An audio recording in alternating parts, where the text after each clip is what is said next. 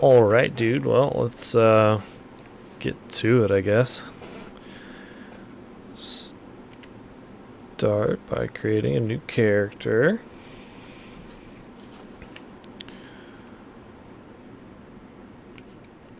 Go ahead and skip that. I'll go ahead and enter in a name here.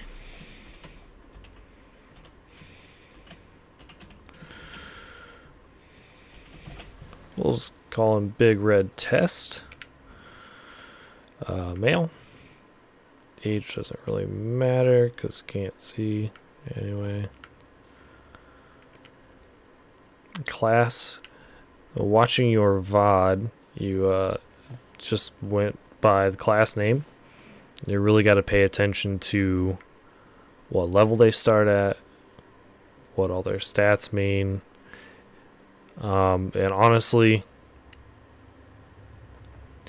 once you're more of a veteran player, they don't really matter because most people are going to start with the level 1 guy because there are no wasted stats this way.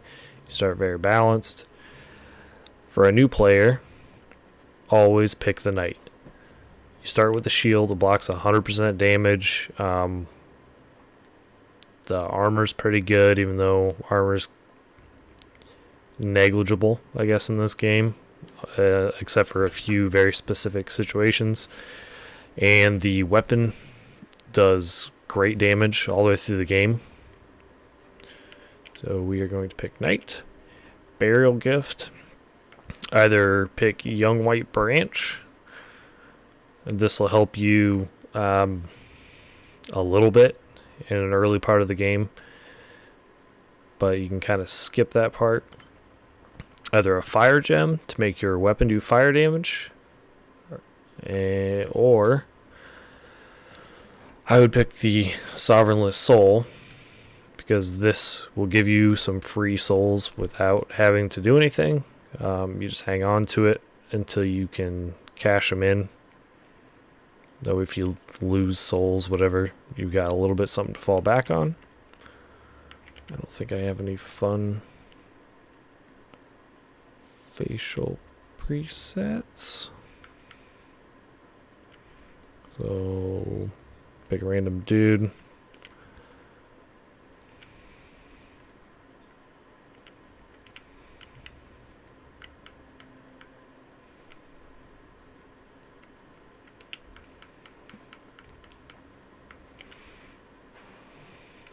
Then you can change male to female. Age just determines how wrinkly you start. Might as well leave it young. Voice, you're only going to hear it when you die or take damage. Physique.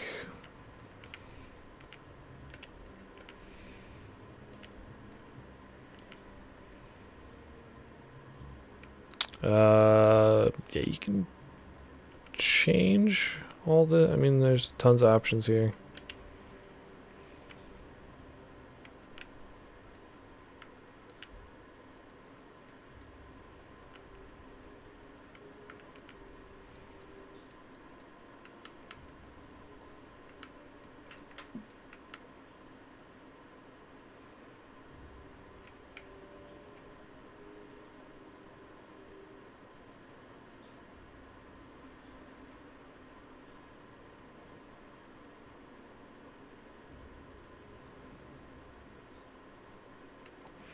Might as well try and make it kind of accurate, right?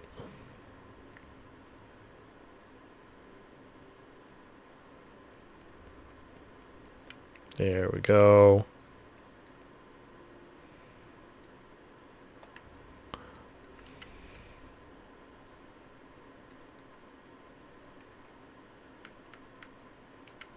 And a Grizzly Adam's beard, why not?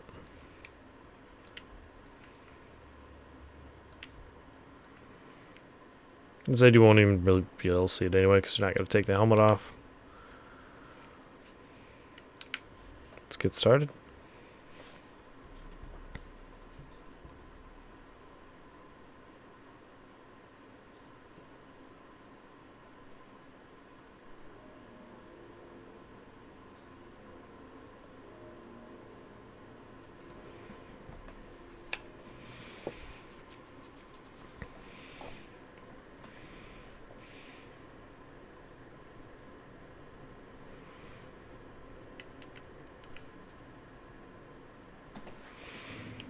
Yay, alright, so here we are. We awaken in the Cemetery of Ash.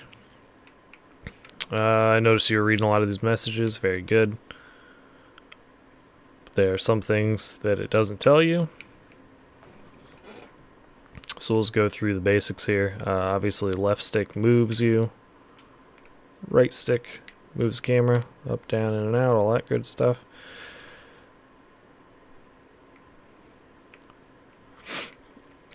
Right bumper. Standard attack. Right trigger. Strong attack. You can hold each one of them for a charged attack, which will do a little bit more damage. The left bumper will block, and this shield will block 100% incoming physical damage at the cost of stamina. And then, remember right, it will also block 51% of your magic damage, 46% fire, 34 lightning, 44 dark, and it's 48 stability, which is kind of mediocre, somewhere in the middle. But that's why it will take so much stamina to block with it, but it's a nice backup. As I said, this sword, you just keep upgrading it. You can take it all the way to the end game. Same with the armor. Armor is really just for looks anyway. Your Estus Flask is healing, and Soul of a Nameless Soldier gives you souls. And if you go into your inventory and click on X, it will give you information on all of these items so you can see what they do.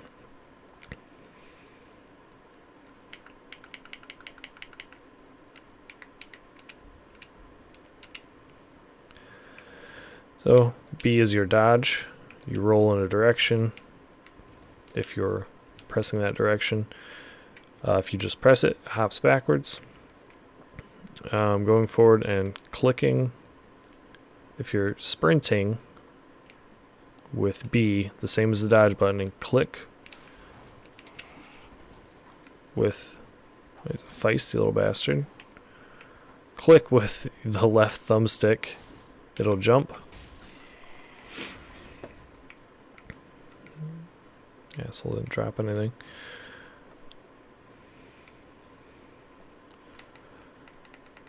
Clicking on the right thumbstick will either select the nearest target, or it will just center your camera. Make sure that you're searching everywhere. It's like back here. Soul of a Deserted Corpse is more free souls. Again, you hold B to sprint.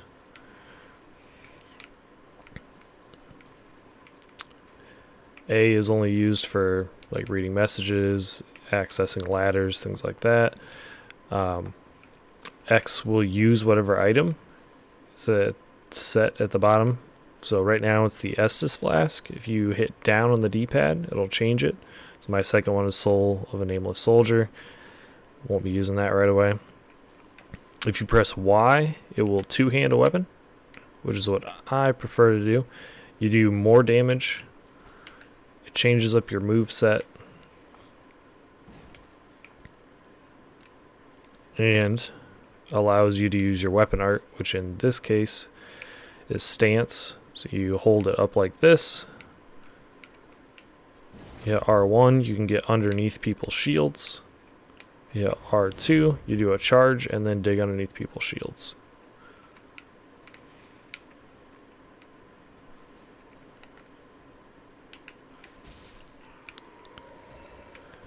This Ashen Estus Flask that you picked up restores that blue bar in the middle between your health and your stamina. That is what they call FP. I don't remember what it stands for. Basically, if you're going to use weapon arts like this guy, it costs FP. If you decide to pick up spells or healing miracles, that also costs FP.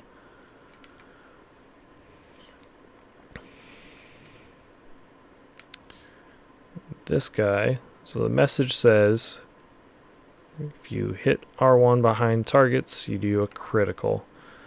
You have to creep up real slow. and not do that.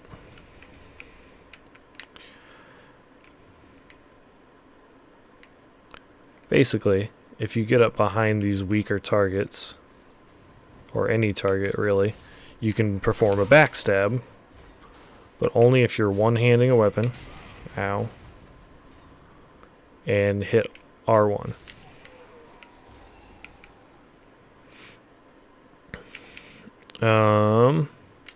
Told you to explore everywhere. Avoid this right away. I guess I can show you. There's a giant ass lizard back here who is a pain in the dick to actually kill, especially at this low level. So it looks like, oh, he's just hiding over there. I'll just go get that item. That's a bait. As soon as you start moving over there, this guy is going to attack you. So just avoid that. You know, just come back for it anyway. It's an end game item that he drops, and the item off to the side is pretty well worthless. Yeah, turn back.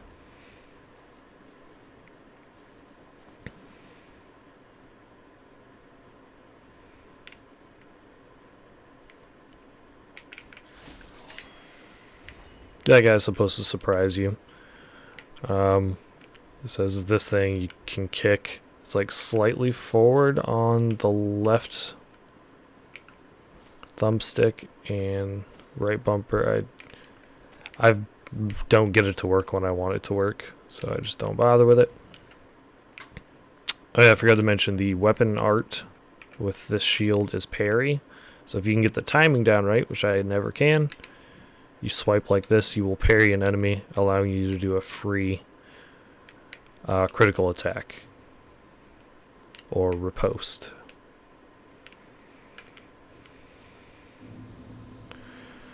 See light bonfires. This is like your save point. Do your rest at a bonfire, refills your Estus flask, refills your health, and give you options to fast travel.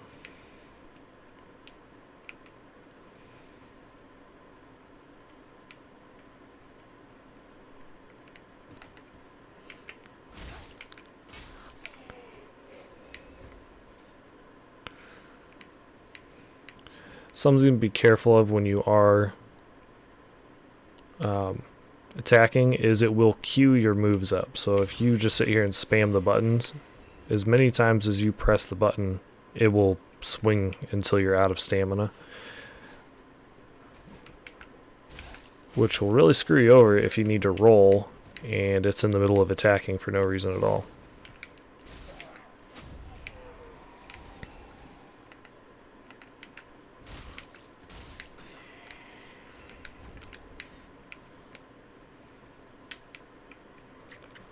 So there's an item over here. This will tell you how to do it. Click down on the left while dashing. So you're going to sprint with B, aim for this tree, and then click. And if you get it right, you get that item, which we will come back for. Right bumper while falling does plunging attacks, which if you actually land on the guy, does a lot of damage.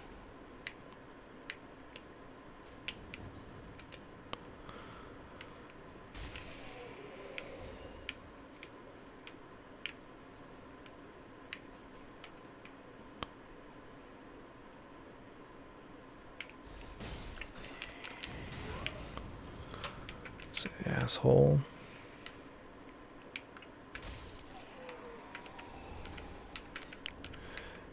Yay.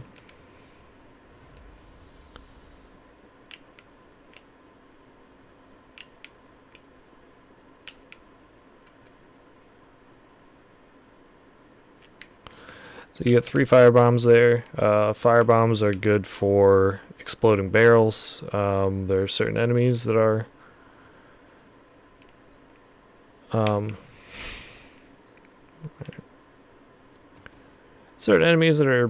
weaker to fire damage, which one of them happens to be this first boss when he hits his second stage. We will not be using them though. Oh, yay. Titanite shard. So that's upgrade material.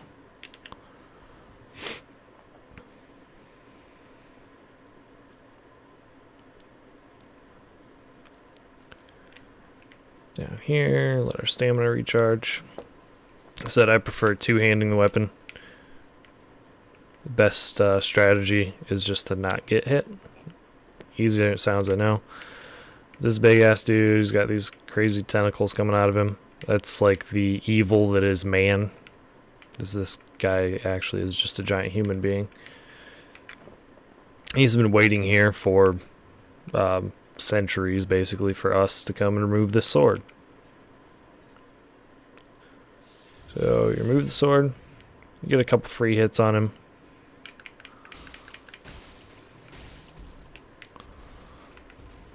And then make sure you lock onto him. He's going to jump, roll right before he hits the ground. One hit, back away. Basically, you can just keep backing up and baiting that attack. Wait for him to jump, get one hit, roll away.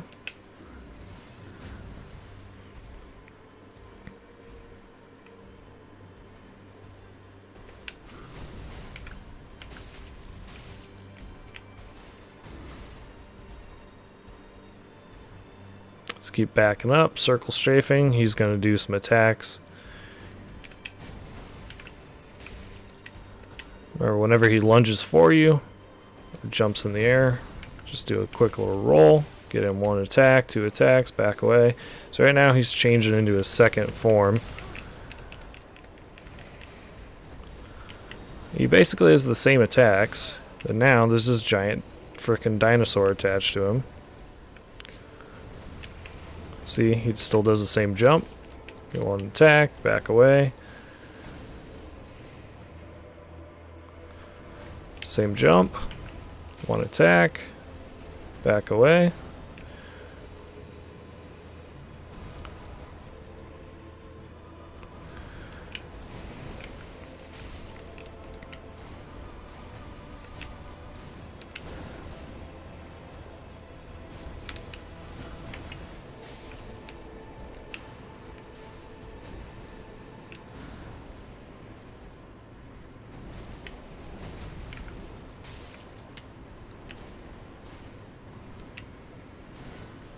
Don't want to get hit by that grab. That will just one-shot you.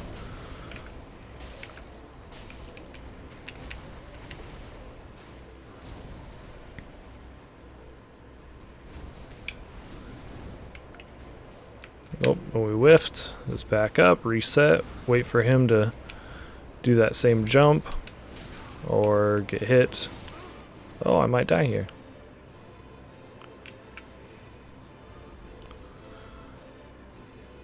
So we keep our distance. He's basically forced to do the jump. We roll. The last two hits in. Big scary man's dead. Gives you the coiled sword. He looks really fast, but if you just pace yourself, keep your distance, he's really easy. Bait specific attacks, wait for him to jump, roll as he's getting to you, take one slash, back away. There's no rush to get through bosses. You got all day, you got all night.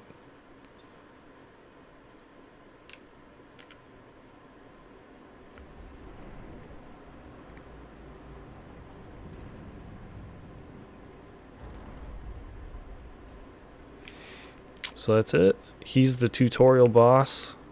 I heard you mention something about co-op. There is co-op in the game. You have to beat him to be anywhere near playing co-op, though. So you get a broken straight sword. It's basically what you have now, but a lot weaker. Yeah, you can open the menu. There's boss-ass mountains.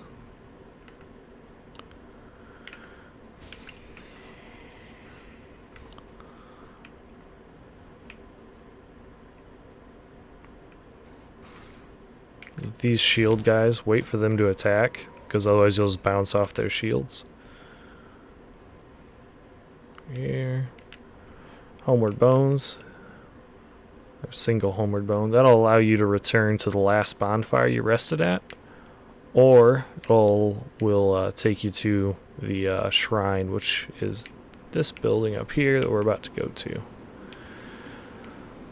But there's a bunch of items and a bunch of enemies outside of here that we can take care of.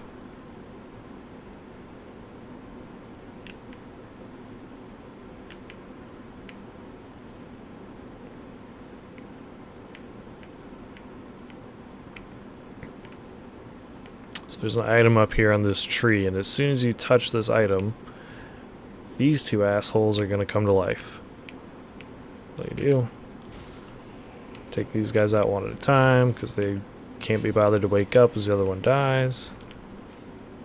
Gives me a weak-ass soul. Get an ember. You'll notice that my health is a little bit higher now, and I didn't do anything except for beat a boss, and I'm glowing all cool and burny and stuff. That's the embering system for this game.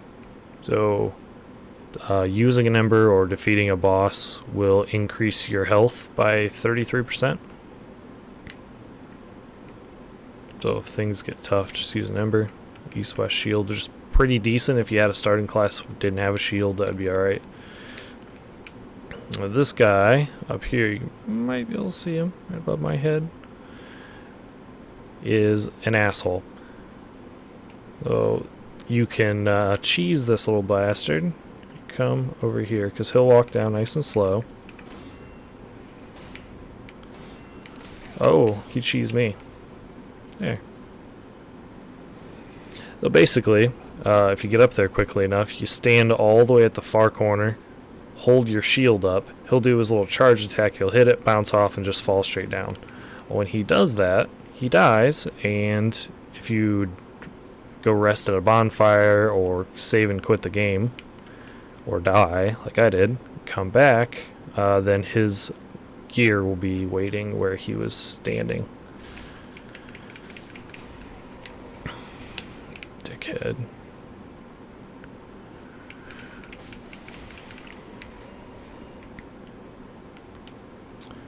Let's see.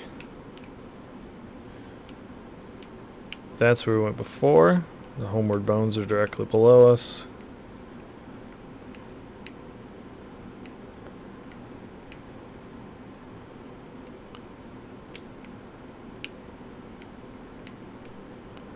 Remember, kill these two dickheads.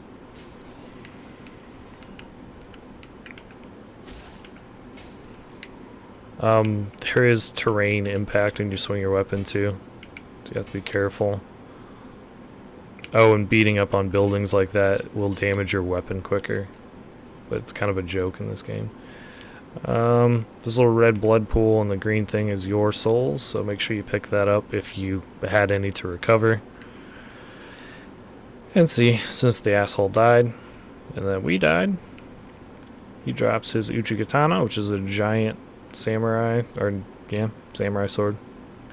The Master's Attire, which is a sort of loincloth and some gloves. Continue along this way. So we picked up the ember here before. Go all the way to the back. Around the corner. Another Homeward Bone.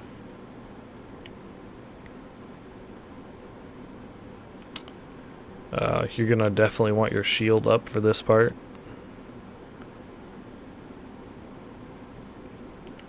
We'll pick up this other ember. Here's a dog. The best strategy to beat dogs is a shield. You hold it up, let them attack. Oh, look, he bounced off. Now he's dead.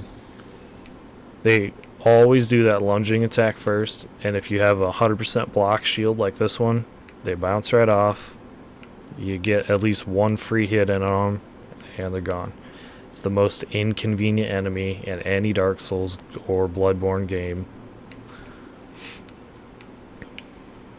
So here we are. Your new home. Firelink Shrine. This is going to be the hub world, the hub for the entire world. It's old ass structure. There's a few people in here. I talk to this chick right away. I'm gonna skip her dialogue just for time's sake. But every person you talk to them, let them go through their spiel. Gives you little story bits. Might give you a gesture, might give you an item. Then whenever this window comes up, make sure you talk to them, go through all the stuff. Do that a couple times until they start repeating themselves. Sometimes it advances quest lines, or they give you said gestures, items. This is also where you level up.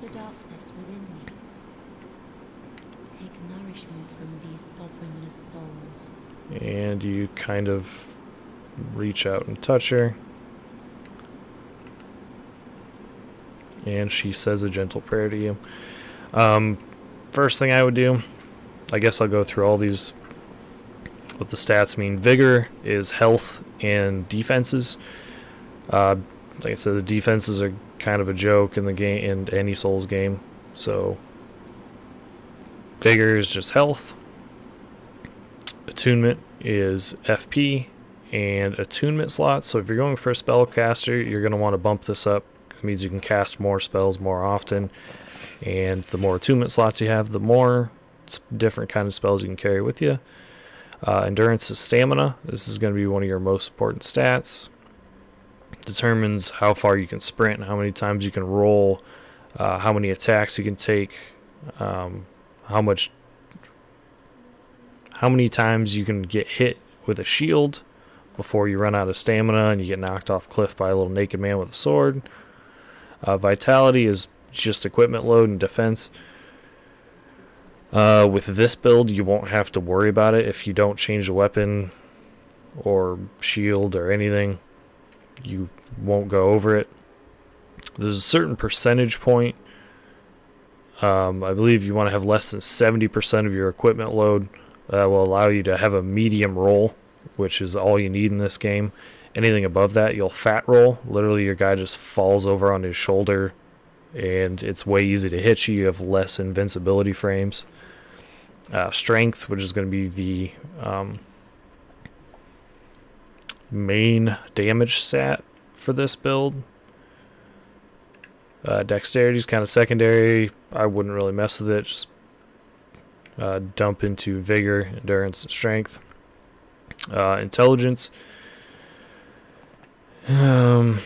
Basically, with this, it does nothing. There's some weapons that require more intelligence to use. It will increase damage of some weapons or damage of some spells. Depends on what they scale with. Same with faith. Healing miracles, different healing catalysts. There's a few swords that require more faith. And then luck boost item discovery, which is kind of minuscule stat, but it also increases the rate at which you cause an enemy to bleed if you have a bleeding weapon, or poison them. For these first few levels, we are going to dump it into I prefer endurance. You can sprint further, do more take more swings, get that to 15. And then the next time you come back, get vigor up to 15. And then endurance up to 20, vigor up to 20. Then you can worry about damage. You can dump it into strength. Farewell, Ashen One. But this way, you're going to take 1, 2, 3, 4, 5 swings of this sword, and you still have a tiny bit left that would give you a roll. So you can really wail on enemies. Again, although if you go two-handed, you're only going to get 4 attacks and a roll. Either way, quite a bit. Let's talk to this guy. Gives me conniptions. Conniptions. That's my favorite line in this whole game. So you talk to this dude, he gives you a gesture. Collapse. This guy used to belong to a group that we are going to fight. He was part of the Undead Legion, but he prefers to fight with a shield, and they don't allow any shields, so he just abandoned them. And he sits here in Firelink Shrine. He looks normal while they're all creepy and whatever. Again, talk to this dude. Exhaust all of his dialogue. And then as the story continues, come back, talk to him, whatever. He will give you more stuff, more clues. This is your basic vendor. You can sell your little soul packets here to her. And it saves you time over having to use them. But if you're like me, you don't really care. It's kind of cool to watch him smash the souls.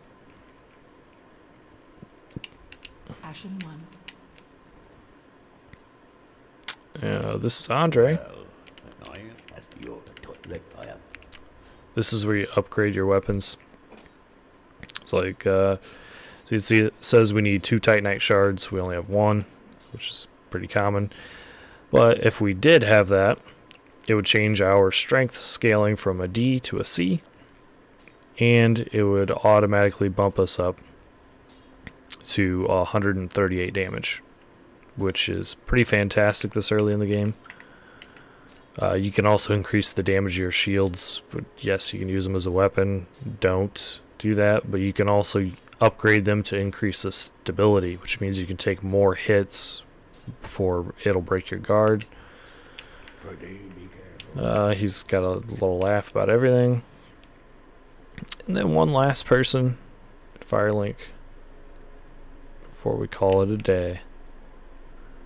So we go up here to the little midget guy.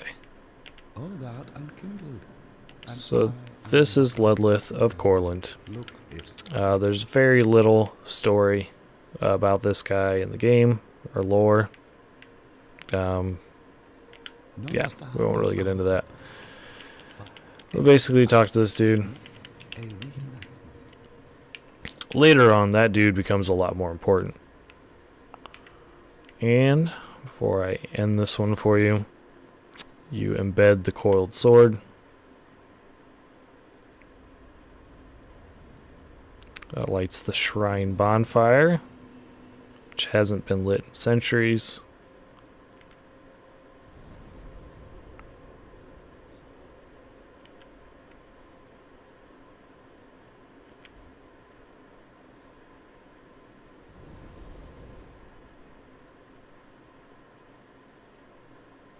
We'll travel to the new hell. Not really. This area is pretty easy. There's a lot of skips. So, if it gets too hard, just take all the shortcuts and skip to the boss and get out of here. We arrive in this little building. There was supposed to be a bonfire here, but somebody has taken the sword out and the ash is gone.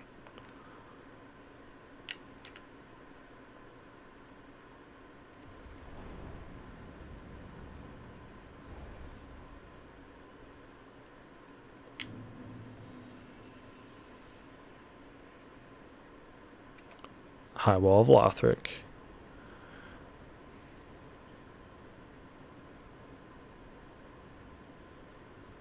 They really do a fantastic job at the scenery in these things, and in most cases in the Souls games, if you can see it, you're gonna go there. So, as it is right now, we are basically, yeah, I mean, we're at the very beginning of the high wall. Grab our bonfire quick.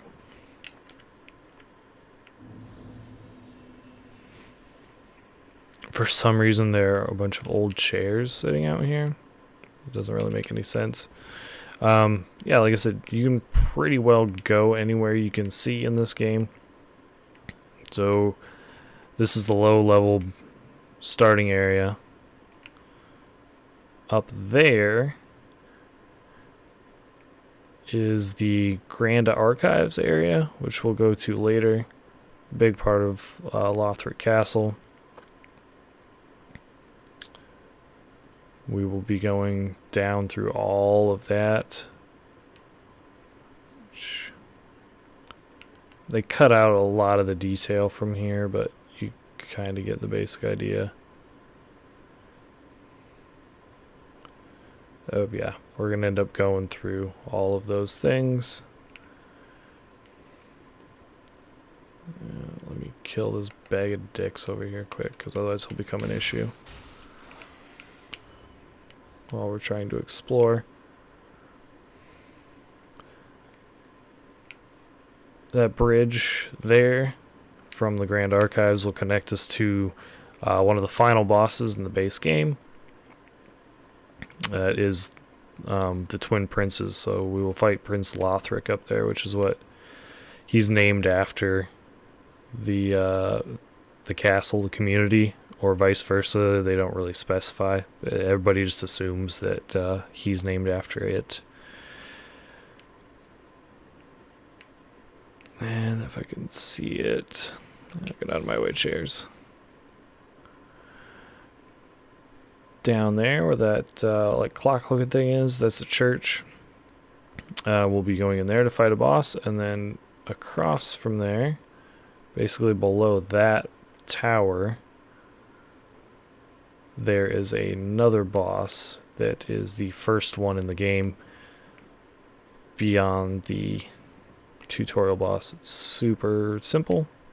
Again, he looks way faster than he is, and he's got a huge taint. We'll get to that one next time.